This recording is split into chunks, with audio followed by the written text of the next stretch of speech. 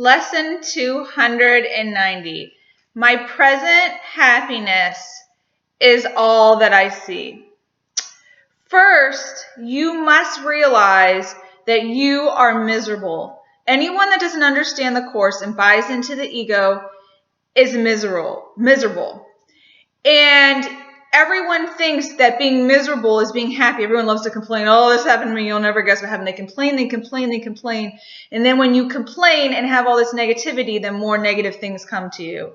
I'm sure you know of a person that has bad stuff happen to them all the time. Really, really bad stuff. And they tell everyone. And that really comes to them. And that's just really a burden on their ego.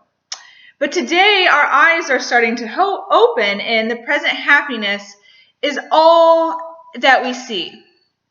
The lessons now are simple. We make them hard within our twisted minds. We distort everything. And we think we need to learn different things, and we make all these problems that are really difficult to get out of. And we make really hard images that are really hard to get out of. But the lesson is actually simple. There is actually a release from nothing, because all of this exists. So if nothing exists, then there's nothing to crawl. There's no hole to crawl yourself out of. And the truth is true. So only truth exists. So if you think about it for a minute, if you just think of your image of God, you think of God as maybe a ball of light. I'm just going to use that as an example. And you think of him just glowing somewhere beautiful and bright with love and happiness and joy. And you think of God and you think, well, he doesn't have like an appointment tomorrow at 2:00, and he doesn't have this birthday party on Sunday, and he doesn't have like a concept of time. He doesn't like celebrate a birthday every year and get older and older and older, and then somewhere he dies. No, he's just like existing out there. And that's what I'm trying to let you know, that we don't need to get into this frame of time and we're going to die and we're going to get sick and we're going to have all these horrible things happen to us.